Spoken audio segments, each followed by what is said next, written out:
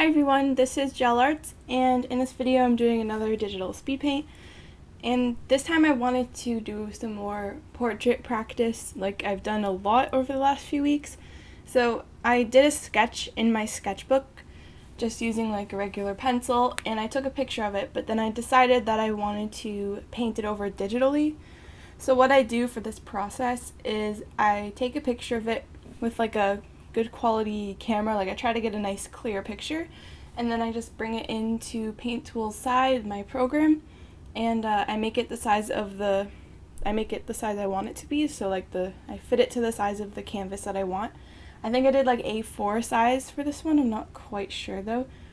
And then I just use overlay and an airbrush tool just to go over the sketch, and it kind of like colorizes everything. And I usually like to set the airbrush tool to have like a lower opacity than normal, so that when I go over, so I can make a new layer above the pencil sketch on overlay like I said, so that way it's not like too harsh of a color and you can slowly build up the different tones. And this is somewhat limiting because you can't quite get it to look the way you want it to look, but it's a good starting point for your colors.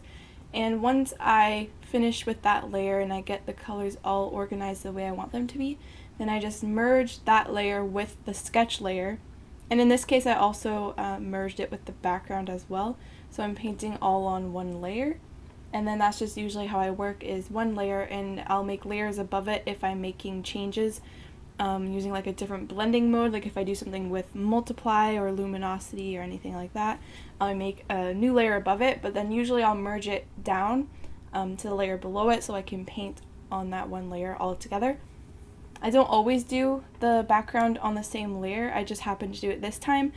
It gave it more of like a painterly kind of look to it, but usually I like to keep the background separate in case I want to change the whole background color. It's easier to keep the background separate.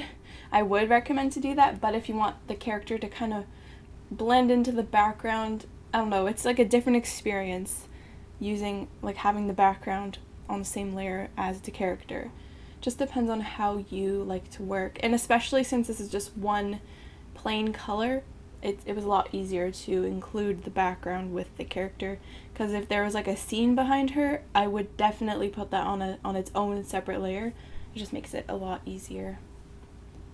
And at first I was using the airbrush tool and the brush tool just to map out where I want the shadows to be, and the skin was looking a little bit too soft, like too blended, I found.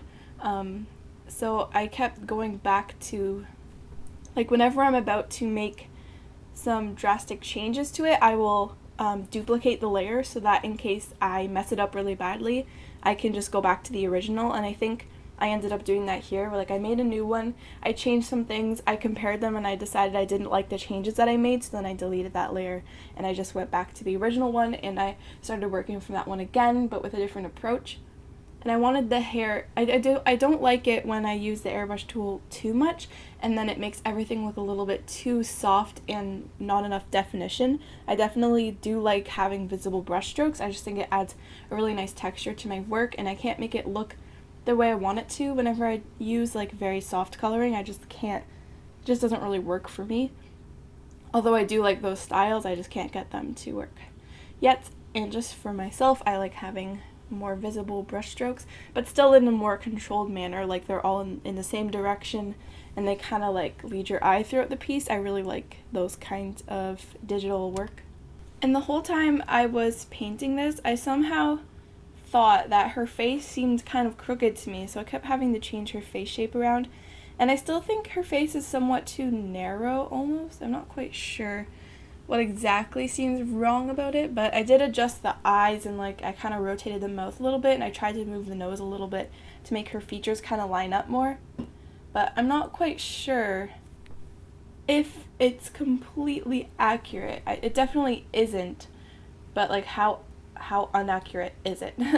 So for this I did a layer with multiply, and I used the airbrush tool with a kind of bluish tone to add like a blue shadow to the side of her, and then I did a layer of, it's called Shine now since this is a new Paint Tool side, it's like Paint Tool side 2. I used the layer mode called Shine, and I just added a nice glow. I kind of use like a warm light, so it's like a cool shadow and a warm light. That was kind of my idea. So it's like a nice cool color, warm color kind of palette. And it was really fun to blend out the highlight just to like soften it up and kind of make it gradually transition to the mid-tone and then to the blue shadow. And the blue shadow was also really fun to work with, especially adding like little strands of hair within the shadow and then little highlights within the shadow. It's just very fun to play around with your light source and figure out like which parts of the drawing the light hits and which parts are a shadow. It's really fun once you get to this point to start planning out all your like more detailed shading. That's probably my favorite part, but then sometimes I can get too caught up in that and then I don't know when to stop, and then I will overwork something, or then I just keep redoing it and I never know when to stop. So I tried to kind of be more meticulous with this painting.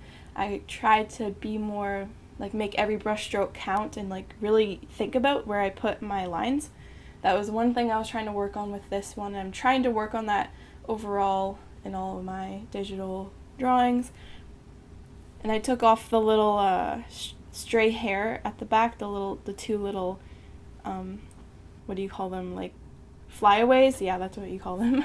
I took those away from the back of her head, but then in the end I added a couple little loose strands of hair because that always makes it look a little more detailed and it kind of helps pull everything together.